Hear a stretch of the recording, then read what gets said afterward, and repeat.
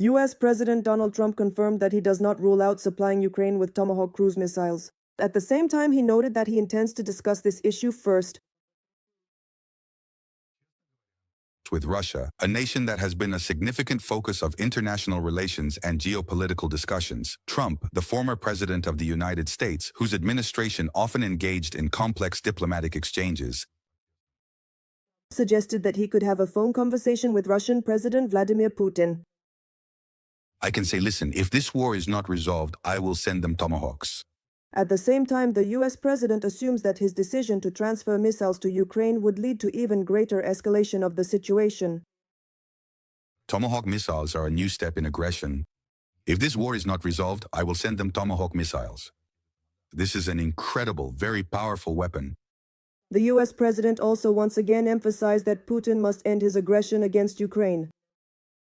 If Putin doesn't solve the problem, it won't be good for him.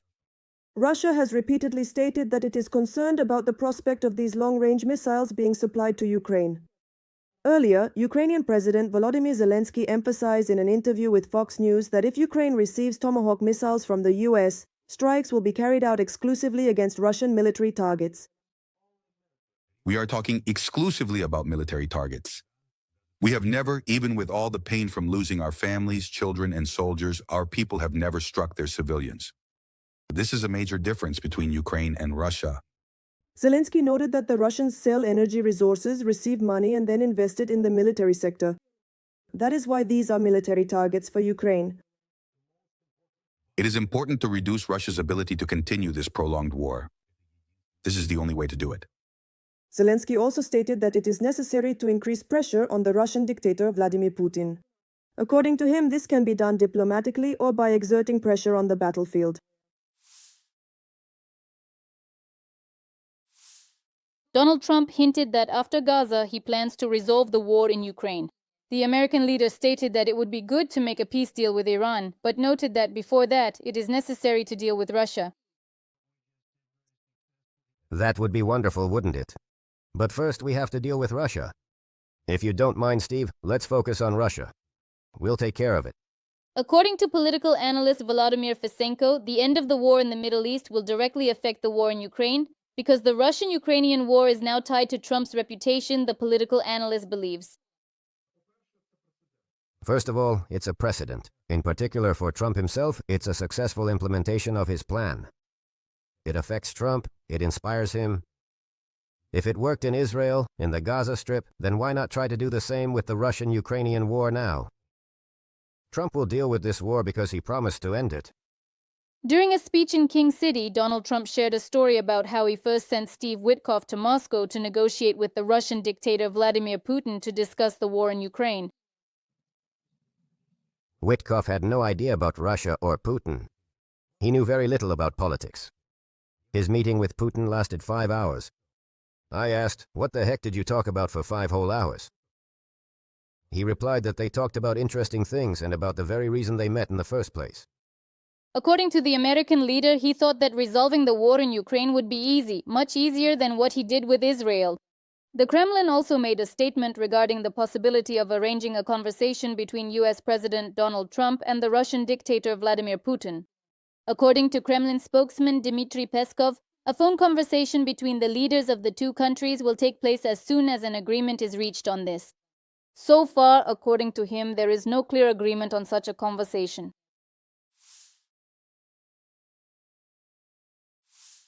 US President Donald Trump announced the end of the war between Israel and Hamas. He stated that Hamas is adhering to the disarmament plan. Also in the Israeli government, Trump signed the guest book, writing, "It is my great honor, a great and wonderful day, a new beginning. The Hamas movement will fulfill all the agreements stipulated by the peace plan," the US president stated. All 20 Israeli hostages have been released. Hamas handed over another group of 13 people to the Red Cross, and they are being reunited with their loved ones.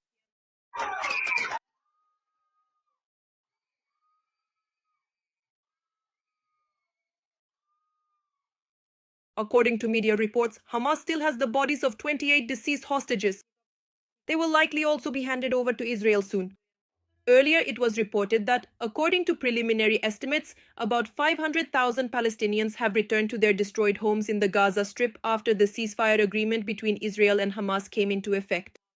On the beach in Tel Aviv, ahead of Trump's visit, a huge banner appeared with the word "Thank you." Earlier, the US president stated that reaching a peace agreement on Gaza could become the biggest achievement he has ever been involved in. Trump also said that achieving an agreement on Gaza would have been impossible if he had not ordered strikes on Iranian nuclear facilities in June. He believes that these actions weaken Tehran's support for Hamas and force the group to become more compliant. The president is convinced that eliminating the threat of Iran's nuclear program paved the way for uniting Arab and Muslim states around a peaceful settlement in Gaza.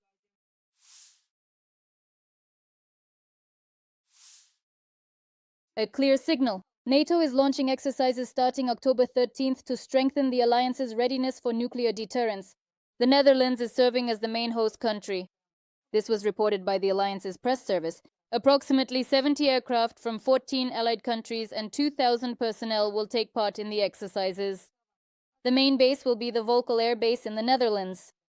Among the combat aircraft involved will be Dutch F-35 fighters, as well as reconnaissance, refueling, airborne and command and control aircraft from the Allies. As NATO Secretary General Mark Rutte noted, these measures also send a clear signal to any potential adversary that NATO is ready to defend its allies. This is an annual and routine training exercise, and we need to do this because it helps ensure that our nuclear deterrence capability remains as reliable, safe, secure, and effective as possible. Meanwhile, off the coast of France, a Russian submarine armed with Kalibr missiles surfaced. Reports indicate a serious malfunction. The vessel in question is the diesel-electric submarine B-261 Novorossiysk, which reportedly has significant technical problems on board. The channel VCHK-UGPU reported the malfunctions on September 27th. According to their information, due to damage in the fuel system of the Novorossiysk, which is on combat duty in the Mediterranean Sea, fuel is leaking directly into the bilge. Submariner and Dr. Leonid Zelenskyy explained that such a situation threatens either a fire or poisoning of the crew by fuel vapors. With such a combination, it is very dangerous for the submarine to dive, because when there is a high concentration of diesel fuel, the boat must be constantly ventilated. In order to do this, it has to remain on the surface at all times. The expert also believes that the Russian Navy tried to keep the incident quiet and did not ask for help in time. A French Navy frigate has been sent to monitor the submarine. This was reported by the NATO Naval Command. They stated that the alliance is ready to defend itself, constantly monitoring the situation at sea. Russia has lost more than 280,000 military personnel in just the first 8 months of 2025, according to a document that, according to Ukrainian intelligence, contains leaked Russian official data. As Politico writes, these catastrophic losses are the price Russia pays for tiny gains at the front. The document states that about 87,000 soldiers have been killed and 34 are missing in action. Around 160,000 have been wounded and more than 2,000 have been taken prisoner. According to the General Staff of the Armed Forces of Ukraine, since the start of the full-scale aggression in 2022, Russia has lost more than 1 million people killed, wounded, or missing in action. On average, the Russian Federation loses about 1,000 soldiers every day. Russia's attempts to boost military recruitment through high financial incentives are losing their effectiveness. This indicates that the main method of attracting volunteers to participate in the war is starting to exhaust itself. The number of people signing contracts with the Ministry of Defense of the Russian Federation is no longer growing, even in those regions where the largest payments are offered. Everyone who wanted to make money from the war has already signed up. This was reported by the Institute for the Study of War. The constant increase in payments and the expansion of the social benefits package for military personnel indicate a slowdown in recruitment and the Kremlin's attempts to find new incentives for enlistment. Experts from the Institute for the Study of War believe that if the recruitment rate continues to decline and Russia is unable to make up for its heavy losses, this may force Vladimir Putin either to resort to the forced mobilization of reservists, which he is extremely reluctant to do, or to sit down at the negotiating table to end the war. Meanwhile, Ukrainian defenders managed to push back Russian occupiers near 4 settlements in the Donetsk region, according to the monitoring project Deep State.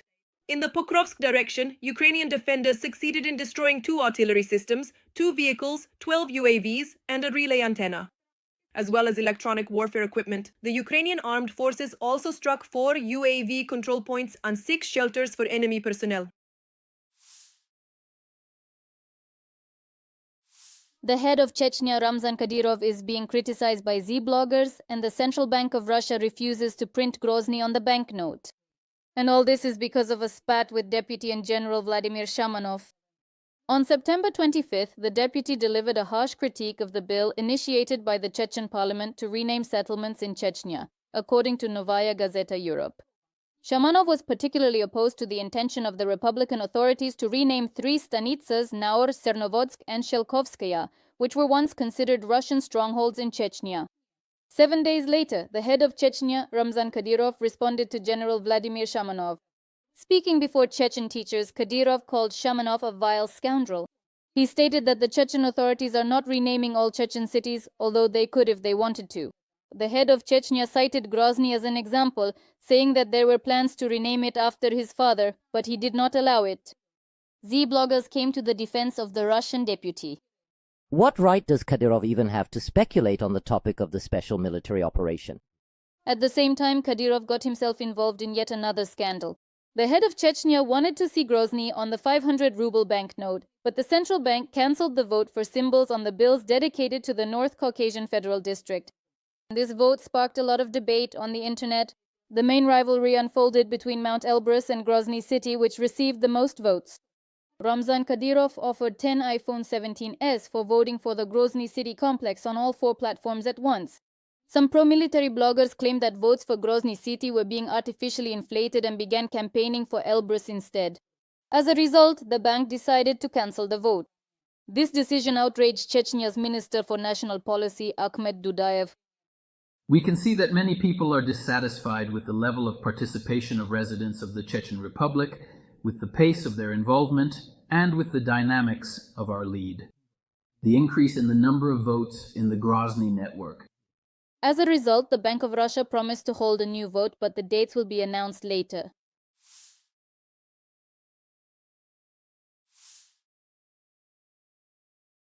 The president of Ukraine, Volodymyr Zelenskyy, has stripped the mayor of Odessa, Hennady Trukhanov, of Ukrainian citizenship. This was reported by the media, citing sources. The head of state stated on his Telegram channel that the presence of Russian citizenship has been confirmed for certain individuals, and corresponding decisions have been prepared regarding them. He added that the decree has been signed. Zelenskyy did not specify whom he was referring to, but during the national telethon, citing a source in the government, it was reported that the decree on the revocation of Ukrainian citizenship was issued against the mayor of Odessa, Hennady Trukhanov, and the former MP from OPZZH, Oleg Tsaryov, who has been convicted in Ukraine, and ballet dancer Sergei Polunin. The reason for revoking Trukhanov's citizenship was a petition published on the President's office website, which gathered the required 25,000 signatures for consideration by the head of state in less than a day.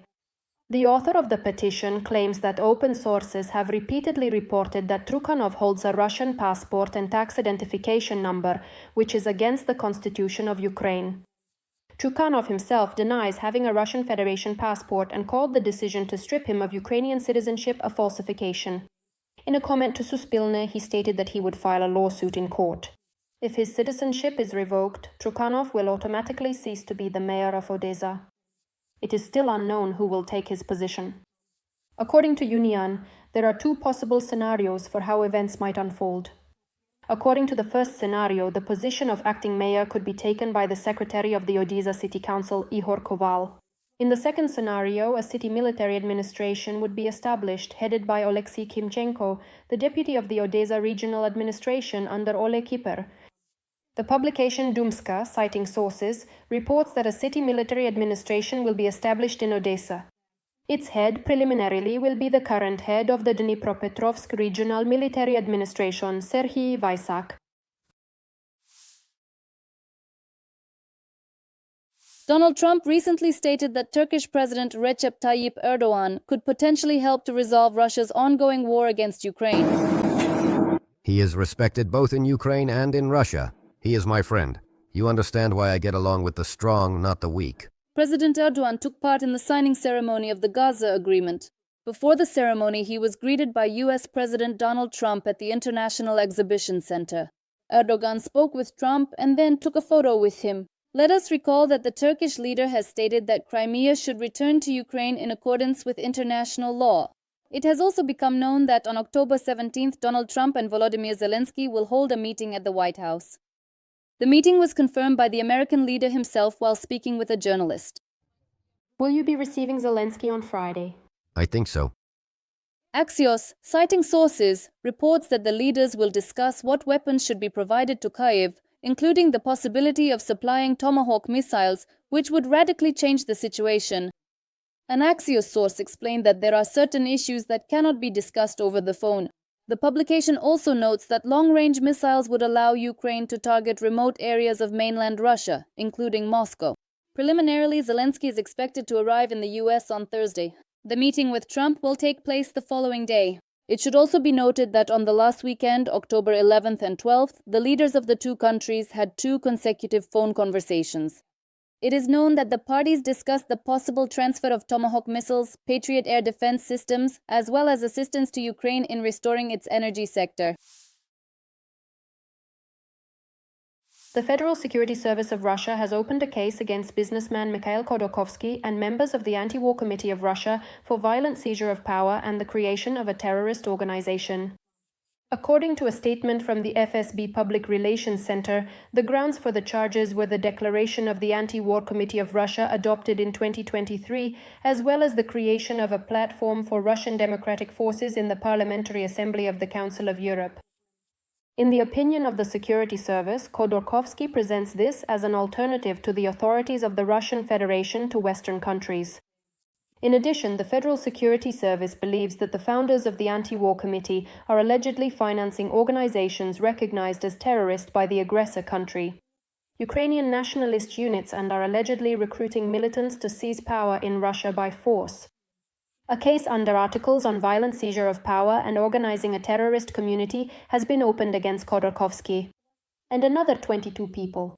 In particular, this list includes the writer and human rights activist Viktor Shenderovich, political scientist and publicist Ekaterina Shulman, and other opposition figures. Khodorkovsky is also accused of publicly calling for terrorist activities. Khodorkovsky himself wrote on his Telegram channel that the adoption of the platform of Russian democratic forces in the Parliamentary Assembly of the Council of Europe is seen by the Kremlin as a major problem. According to him, 3 departments of the presidential administration, the Anti-Corruption Foundation, and the FSB were categorically displeased by this.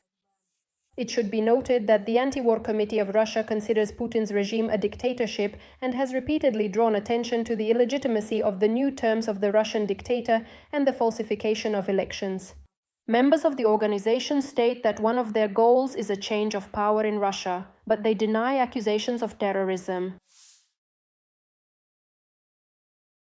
If Russia were to attack Poland in 2025 the way it attacked Ukraine, it would be destroyed by NATO air forces and the alliance's ground troops. Former commander of US forces in Europe, Ben Hodges, explained what could happen in the event of a direct confrontation between NATO and Russia. Kaliningrad would be eliminated within the very first hours. In the first hours, Kaliningrad would be gone, all Russian facilities destroyed. Any Russian military facilities in Sevastopol as well. Russia is likely preparing for a long-term military confrontation that goes beyond the current war in Ukraine.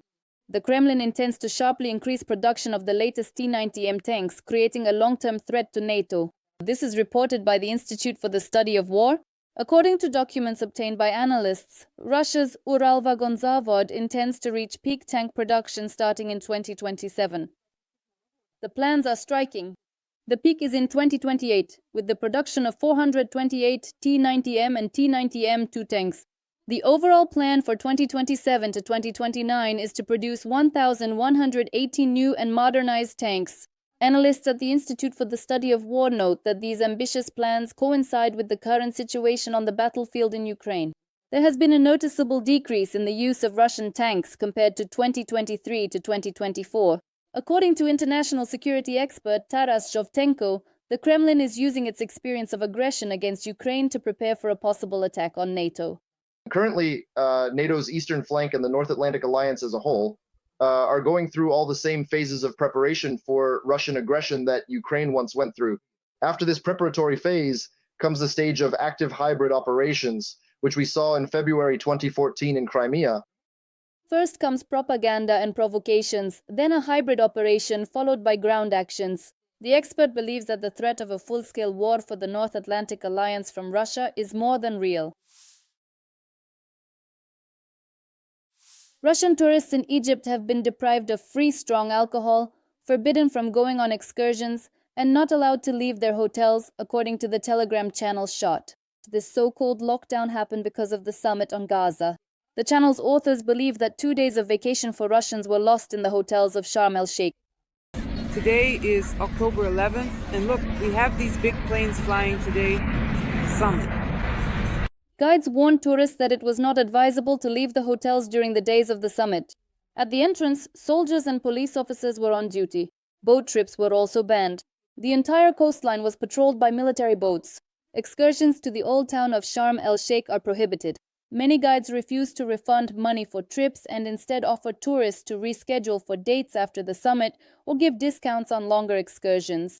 Russians have no choice but to soberly admire the views from their hotels, writes Shot.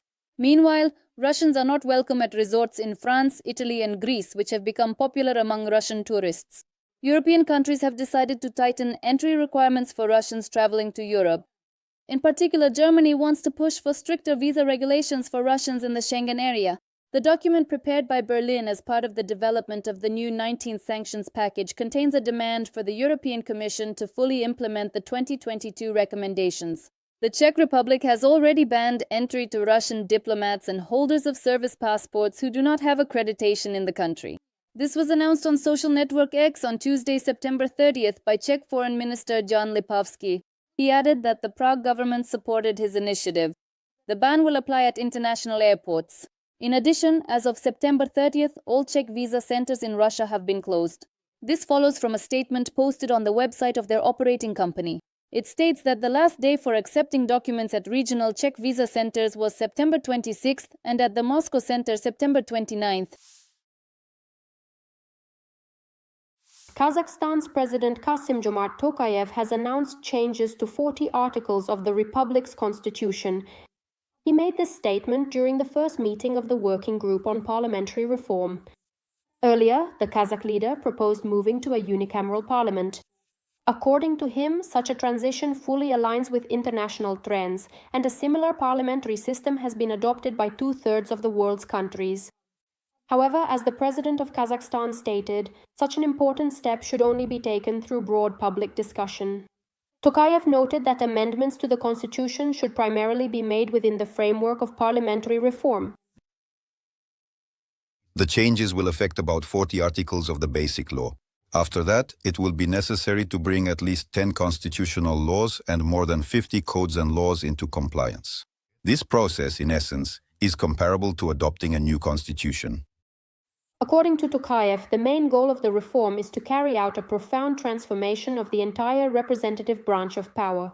Thus, the legislative body will be able to fully realize its role as an institution that reflects the interest and will of the country's citizens.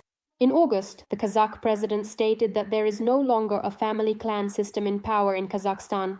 It is worth noting that Kassym-Jomart Tokayev is introducing a series of reforms that deprive the Kremlin of its former influence over Kazakhstan, which was possible during the rule of the previous president, Nursultan Nazarbayev, an ally of the Russian dictator Vladimir Putin.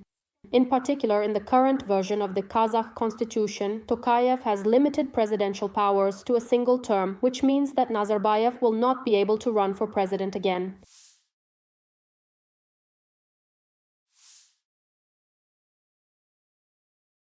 The war must end.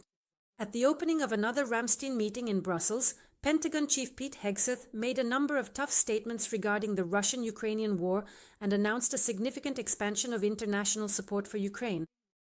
The U.S. Secretary of Defense warned that if there is no path to peace in the short term, the U.S., together with its allies, will take the necessary steps to impose even greater costs on Russia for its aggression. Under President Trump's leadership, we intend to put an end to the war in Ukraine. The war must end. The key news from the meeting was the expansion of the U.S. arms procurement program for Ukraine. NATO Secretary General Mark Rutte reported that more than half of the alliance's member states have joined this initiative. Rutte also urged not to overestimate Russia's capabilities. We know that their pilots are known for their inability to operate aircraft, and their captains don't know how to drop anchor. At the same time, the head of the main intelligence directorate of the Ukrainian Ministry of Defense, Kiriilo Budanov, made a statement. Russia would have lost the war long ago, and Ukraine would have regained all its occupied territories if not for Moscow's support, primarily from North Korea. The Pentagon has already developed plans to sell or transfer Tomahawk missiles to Ukraine, writes the New York Times, in case Trump gives the order, to supply missiles to Kiev. And Germany will provide Ukraine with a new military aid package worth 2 billion euros, announced German Defense Minister Boris Pistorius. On an American A-10 attack aircraft, one of 12 planes from the Idaho National Guard, markings indicating the destruction of Iranian Shahed drones were spotted on the nose. Kyiv Post reports that photos of the aircraft at an international airport in New Hampshire have appeared online. According to the War Zone, the A-10 aircraft returned after a 6-month deployment in the Middle East, where American forces intercepted Iranian drones. The article suggests that the attack aircraft may have participated in such operations.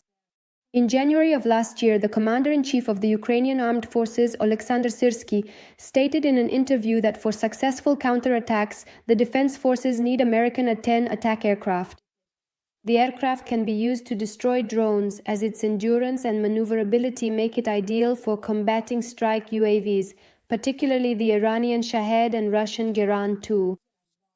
In addition, as aviation expert Valery Romanenko notes in the program Arsenal, the aircraft can also be useful for destroying other targets. The A-10 is equipped with enormous power and a 30mm 7-barreled cannon that fires 6,000 rounds per second, allowing it to destroy tanks on the battlefield or on the move with sheer artillery fire. The publication Kyiv Post notes that the U.S. Air Force has been wanting to retire the A-10 from service for several years now. The latest Senate National Defense Authorization Act proposes keeping about 100 of these aircraft in service with the U.S. Air Force and gradually phasing them out over a longer period. The publication concludes that A-10 attack aircraft equipped with air-to-air missiles have the potential to become an effective measure in the fight against Russian drones attacking Ukraine. If the United States supplies Ukraine with Tomahawk cruise missiles, Russia will likely escalate its nuclear intimidation and may intensify its massive strikes in response. According to Unian, citing Liga.net, this was stated by a high-ranking NATO official in Brussels. According to the publication, the alliance representative noted that NATO does not see any new weapons developments that Russia could deploy. Therefore, the aggressor country's response will likely include nuclear threats, a temporary escalation of the conflict, or punitive strikes. At the same time, the Russian dictator Vladimir Putin is indeed afraid of Tomahawk missiles. As reported by Unian, Viktor Yahun, director of the Security Sector Reform Agency, said this on the air of the Kyiv 24 TV channel. The expert believes that for the Kremlin leader, this is a psychological trauma dating back to the Soviet Union. After all, these missiles can inflict quite serious strikes on Russia. Earlier, US President Donald Trump confirmed an upcoming meeting with Ukrainian leader Volodymyr Zelenskyy. He stated that the conversation would be about weapons, specifically about Tomahawk missiles. Trump did not answer the journalist's follow-up question about deliveries, but turned to the president of Argentina and jokingly offered him a few Tomahawks. Everyone wants Tomahawks. We have a lot of Tomahawks. Maybe you need a few Tomahawks in Argentina. Meanwhile, NATO is looking for ways to make it easier to shoot down Russian aircraft in its airspace. According to The Telegraph, defense ministers of the alliance countries are holding relevant discussions. It is noted that alliance leaders, including US President Donald Trump, support the idea of a tougher response. This could include shooting down Russian aircraft that violate NATO airspace. At the same time, a number of countries have expressed concern that such actions could lead to an escalation of the conflict. Russia is proposing a local ceasefire to allow for repair work at the Zaporizhzhia nuclear power plant. The IAEA is acting as a mediator between representatives of Russia and Ukraine on this issue.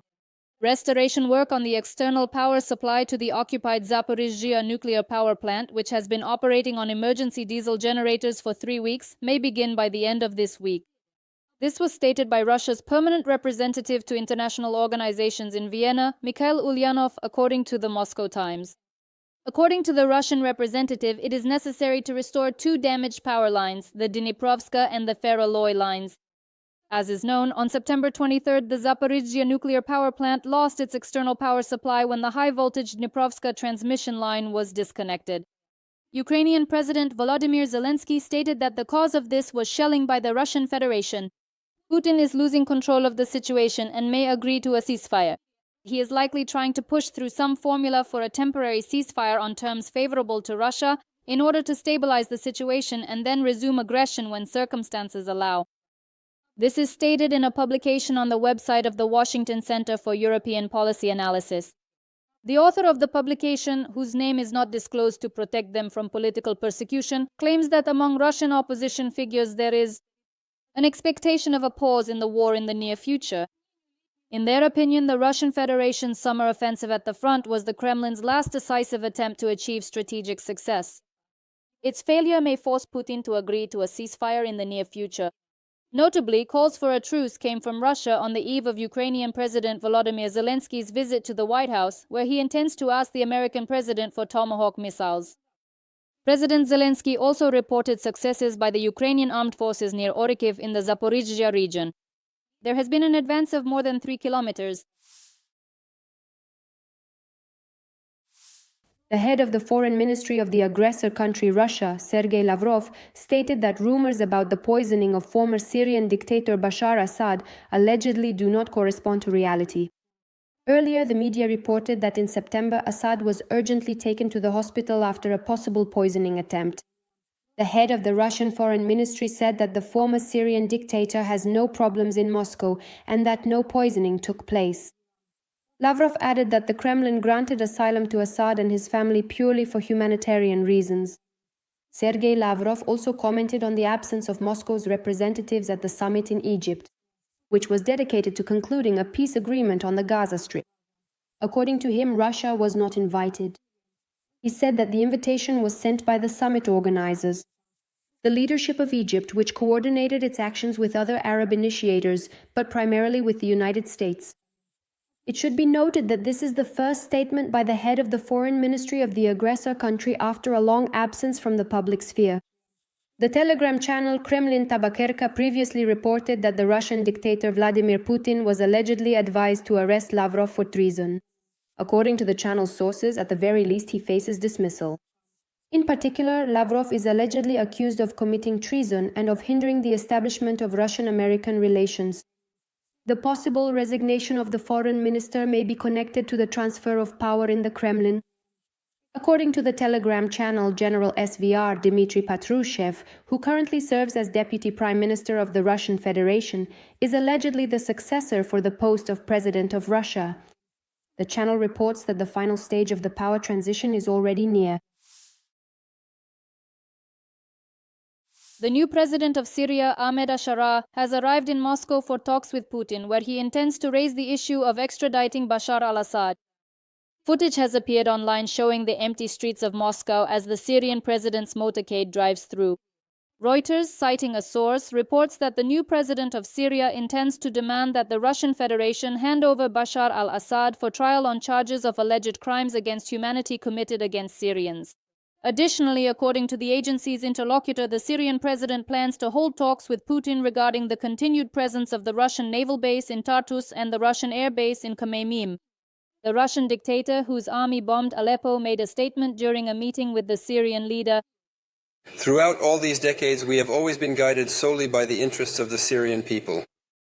Interestingly, the British tabloid The Sun recently reported an attempt to poison Bashar al-Assad in Russia.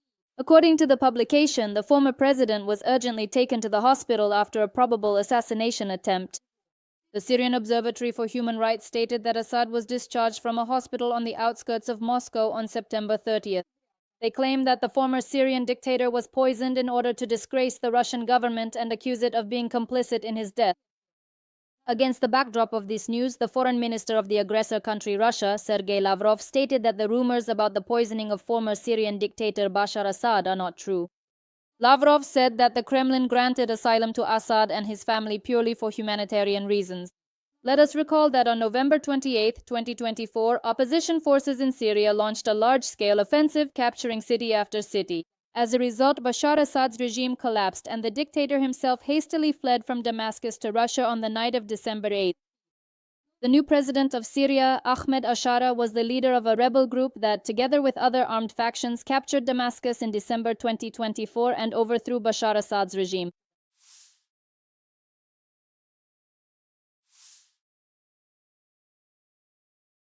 On October 17th, US President Donald Trump will meet with Ukrainian President Volodymyr Zelenskyy.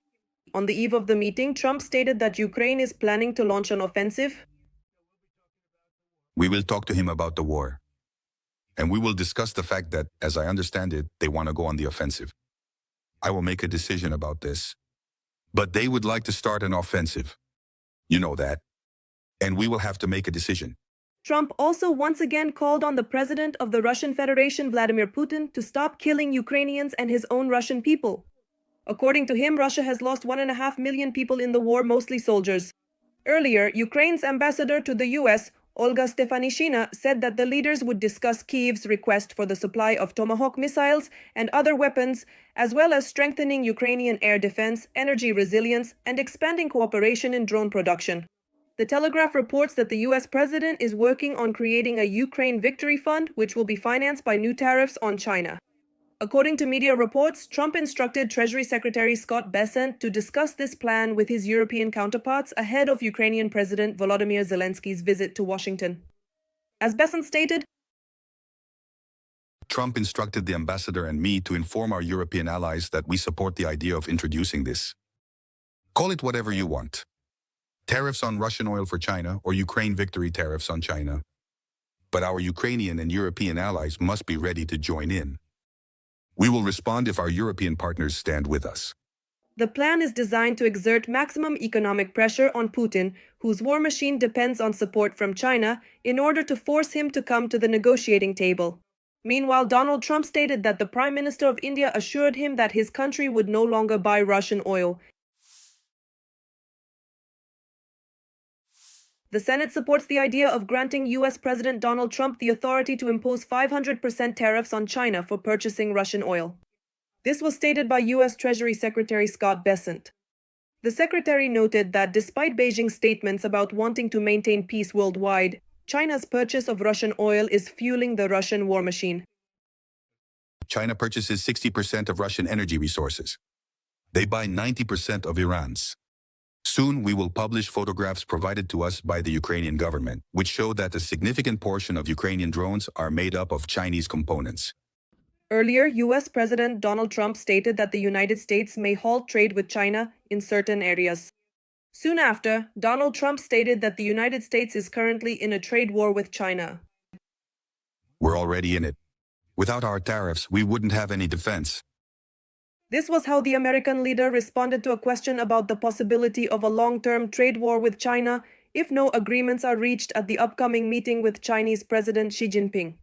The meeting is scheduled to take place in a few weeks. The US president added that tariffs help maintain peace and will play a decisive role in ending military conflicts. Let us recall that Senator Lindsey Graham has drafted a bill that provides for the most extensive sanctions against Russia since the beginning of the war. The bill is aimed at forcing the Kremlin to end its aggression against Ukraine and to sit down at the table for real negotiations. Special attention in the bill is given to the energy sector. It is proposed to introduce 500% tariffs on all goods of Russian origin, as well as similar duties for countries that continue to buy oil, gas, uranium, and petroleum products from Russia. The US Department of Defense has developed plans to sell or transfer Tomahawk missiles in the event that Donald Trump gives the corresponding order, writes the New York Times. It is still unclear how many Tomahawk missiles the United States could provide, how Ukraine would safely store them, and what impact a limited number of missiles would have, writes the New York Times. The Financial Times reports that the US will manage the Tomahawk cruise missiles if they are transferred to Ukraine. The head of the president's office, Andriy Yermak, reported that a delegation of Ukrainian officials currently visiting the United States met with representatives of Raytheon, which manufactures Tomahawk cruise missiles. The Ukrainian delegation also met with representatives of another American company, Lockheed Martin. Their technologies save lives. F-16s and modern air defense systems protect the Ukrainian sky, and their offensive solutions reliably support our forces at the front. Yermak added that Ukraine's cooperation with American companies continues to grow. Russian Foreign Minister Sergei Lavrov stated that the transfer of American Tomahawk cruise missiles to Ukraine would cause colossal damage to Russian-American relations. Dictator Vladimir Putin has already declared that the supply of American long-range Tomahawk missiles to Ukraine would lead to an entirely new level of escalation, including in relations between Moscow and Washington. Propaganda telegram channels are already claiming that Trump will allegedly send the first batch of Tomahawk cruise missiles to Ukraine as early as next week. Earlier, Trump stated that, in a certain sense, he has made a decision regarding whether to supply Tomahawk missiles to Ukraine, but he wants to know what they will be used for and where they will be sent. The Kremlin is losing control over the Far East. This was reported by the Foreign Intelligence Service of Ukraine. The agency notes that the aggressor country is increasingly paying its war allies with its own territories, thus lacking the resources to develop the country's largest region, the Far Eastern Federal District. The Kremlin is opening the door to external expansion. At the same time, China is increasing its economic influence. According to forecasts, investment in the Far Eastern region could reach 1 trillion rubles by 2025. Intelligence reports also state that China is conducting a creeping demographic expansion. According to the agency, up to 2 million Chinese people already live in the territory from Vladivostok to the Urals, and this number is increasing.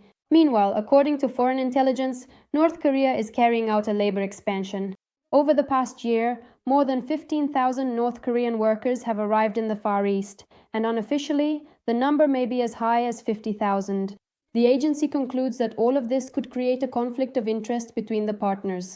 Thus, the Kremlin risks losing influence over nearly 7 million square kilometers of its own territory, with a population of almost 8 million people. As financial and economic expert Andrei Novak noted on the Freedom Channel, China is pursuing a very shrewd policy by making Russia dependent on its resources. Moreover, China has other motives as well. Sooner or later, it is highly probable that China will carefully choose the opportune moment when Russia is at its absolute weakest point in order to reclaim, with truly minimal bloodshed and very little resistance, all those historical territories that without any doubt genuinely and rightfully belong to China. The expert reminds us that Russia spent centuries conquering lands in the Far East, and China will do everything possible to get them back. On Friday, October 17th, a decision may be made to establish a ceasefire for repairs at the temporarily occupied Zaporizhzhia nuclear power plant. According to Sky News, this was stated by Alexei Likachov, the head of the Russian State Nuclear Energy Corporation, Rosatom. According to the official, establishing a period of silence on the battlefield will make it possible to carry out work on 2 damaged power lines leading to the plant, one of which is located in territory occupied by Russia. IAEA Director General Rafael Grossi also confirmed that repairs to the power lines should begin in the near future. He noted that repairs are needed on both sides of the front line. Grossi stated that he is continuing consultations with Russia and Ukraine so that this work can continue over the next few days. According to him, both sides are ready for a temporary ceasefire. It should be noted that the Zaporizhzhia nuclear power plant is currently being powered by 7 emergency diesel generators. As stated by Ukraine's Foreign Minister Andrei Sybiha, Russia deliberately severed the nuclear power plant's connections to the Ukrainian power grid in order to forcibly test the plant's connection to its own network. According to him, nothing like this has ever happened in the history of nuclear energy. On September 30th, Ukrainian President Volodymyr Zelenskyy announced that an emergency situation had occurred at the Zaporizhzhia nuclear power plant. Due to Russian shelling, the plant has been cut off from power and the electrical grid. Zelenskyy emphasized that the Zaporizhzhia nuclear power plant is being supplied with electricity by diesel generators, and this is an emergency situation, since neither the generators nor the plant have ever operated in this mode for such a long time. Earlier, the Director General of the IAEA warned that if all backup life support systems were completely shut down, there could be a risk of nuclear fuel meltdown.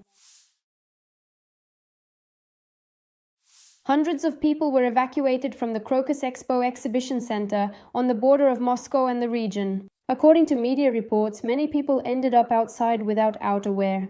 The footage shows visitors leaving the building. However, as reported by the Telegram channel Moscow Life, the alarm turned out to be false. The evacuation occurred due to a technical malfunction in the system at Crocus Spa. Let us recall that in March 2024, one of the largest terrorist attacks in Russian history took place in the neighboring Crocus City Hall concert venue next to Crocus Expo. At that time, the terrorists opened fire on people before the start of the band Picnic's performance. In addition, the Crocus City Hall building was set on fire, as a result of which it burned down. Responsibility for the attack was claimed by the Afghan branch of the international terrorist organization Islamic State, which called it the most brutal attack in recent years. As a result of the terrorist attack, 150 people were killed. According to media reports, the US government warned the Kremlin about the planned attack. However, the Russian dictator Vladimir Putin rejected the warnings and called them provocative statements aimed at intimidating and destabilizing society.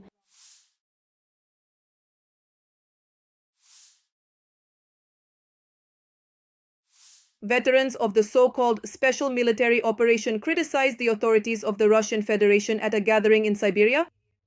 They expressed their dissatisfaction, saying that the authorities did not stand up for General Vladimir Shamanov, who was insulted by the head of Chechnya, Ramzan Kadyrov.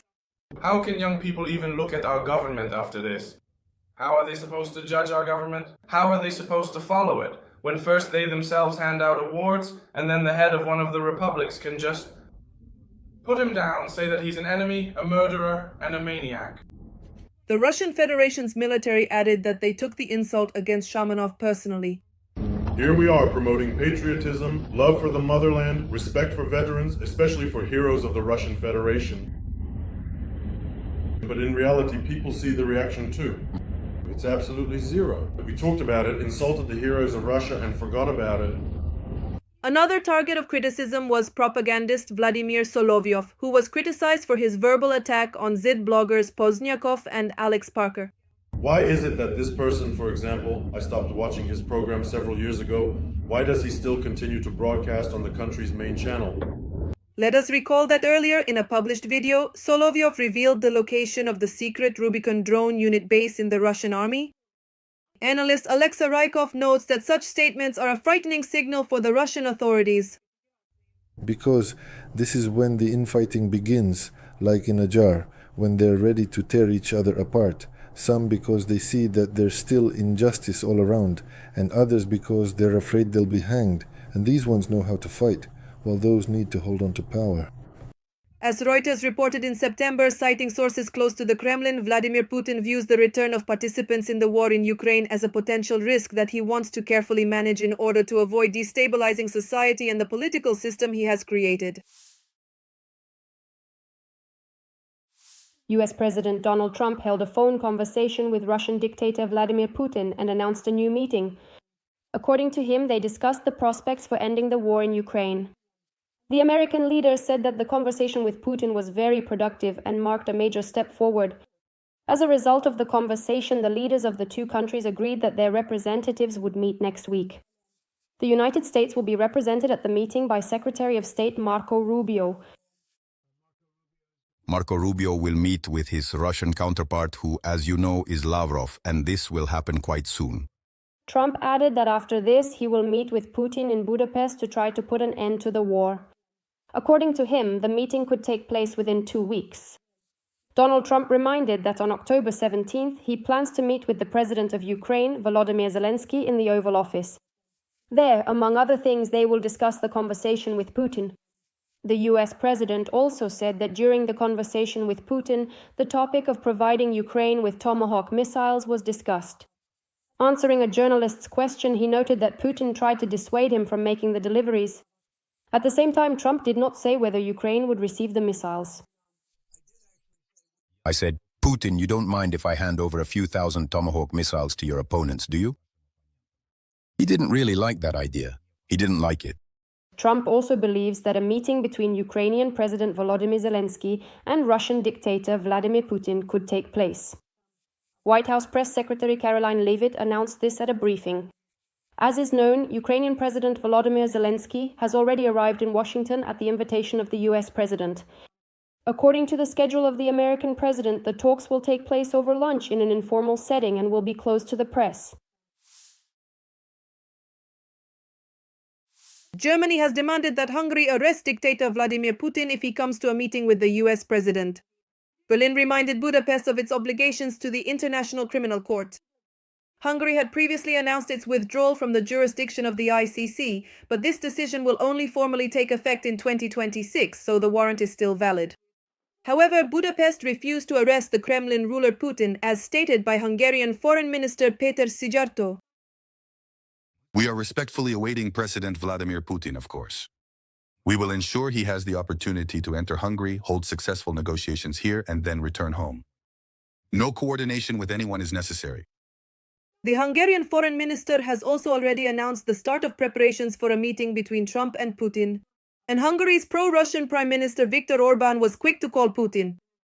Trump met with Putin in Alaska in August of this year. At that time, the US president came to the meeting intending to reach an agreement with the Russian dictator to end the war in Ukraine. But as reported by the Financial Times, instead Putin rejected his proposal and angered him with a history lecture. Sources told the publication that Trump was very surprised by Putin's lecture, raised his voice several times, and even threatened to walk out. In the end, he cut the meeting short and cancelled the planned lunch. At that lunch, the delegations were supposed to discuss economic ties and cooperation. The Financial Times noted that as a result, there were changes in Donald Trump's position in favor of Ukraine. Let us recall that on October 16th, after a conversation with Putin, Trump announced a meeting with the Russian dictator. It is expected that the summit will take place in the capital of Hungary within the next 2 weeks. Ukrainian President Volodymyr Zelenskyy is ready to meet with the Russian dictator Vladimir Putin. This was stated in an interview with Axios by the head of the president's office, Andriy Yermak. According to him, in a phone conversation with the American leader Donald Trump on the eve of his trip to Washington, Zelenskyy reiterated his readiness to meet in any format and anywhere in the world except Russia or Belarus. Putin has repeatedly rejected such a meeting. The head of the president's office noted that both phone conversations between Zelenskyy and Trump were very good.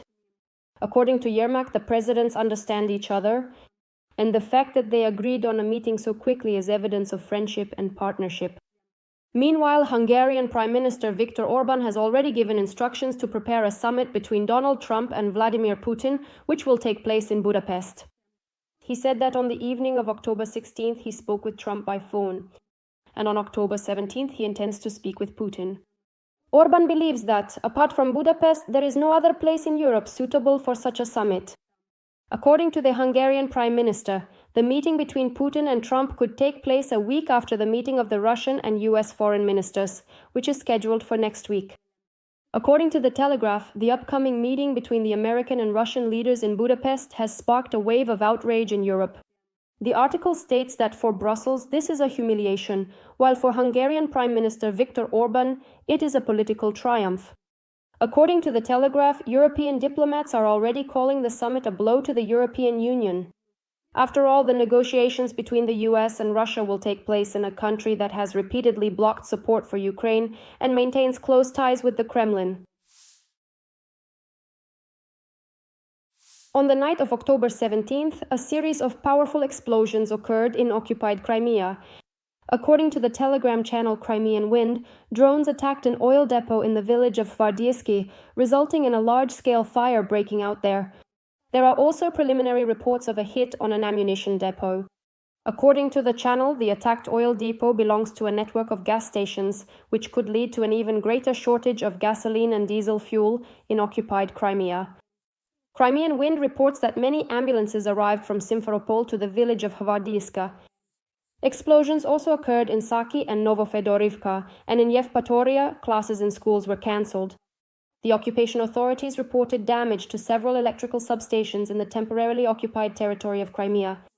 At the same time, they remained silent about the massive fire at the oil depot. According to subscribers of the Telegram channel in Hvadiske, there were strikes not only on the oil depot but also in the northern area, as well as on the Russian garrison stationed near the airfield. In addition, the spokesperson for the Ukrainian Navy, Dmytro Pletenchuk, said on the Apostrophe channel that during the overnight Ukrainian drone attack on Crimea, Russian forces shot down their own aircraft. He did not provide any further details, adding that all information is currently being gathered in Crimea. It should be noted that the defense forces are carrying out a series of successful strikes on military targets in temporarily occupied Crimea. One of the main targets remains the Crimean Bridge. Ukraine is awaiting a decision from US President Donald Trump regarding the provision of Tomahawk missiles, which could inflict significant damage on Russian military facilities on the occupied peninsula. Furthermore, in September, Donald Trump stated that Ukraine, with the support of the European Union, has every opportunity to fight and restore all of its territory to its original state. This indicates that Ukraine has the potential to liberate temporarily occupied Crimea quite soon. The Ukrainian Navy confirmed the crash of a Russian Su-30 in temporarily occupied Crimea on October 17th. It is reported that a Russian radio intercept mentions both engines catching fire. It is likely that, while repelling a UAV attack using air defense systems, the enemy shot down their own multi-role fighter jet. Earlier, the spokesperson for the Ukrainian Navy in the ISU, Dmytro Pletenchuk, stated that Russian forces shot down their own aircraft while repelling drones over the temporarily occupied territory of Crimea. They were defending against Ukrainian attacks so vigorously that they ended up shooting down their own plane over Crimea. The struggle continues. When a journalist asked for more details about the plane, Pletenchuk made a joke in response. The details are currently being collected on the territory of Crimea. Overall, since the start of Russia's full-scale war against Ukraine, there have been numerous recorded cases where Russian air defense has shot down its own aircraft.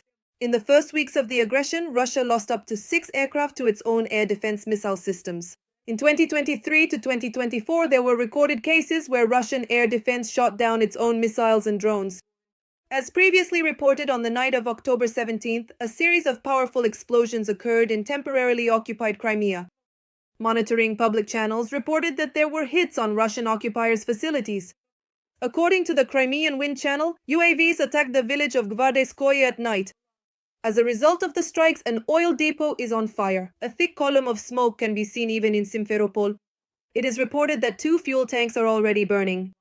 Meanwhile, it became known that the defense forces of southern Ukraine struck a Russian Smerch in the occupied part of Kherson region.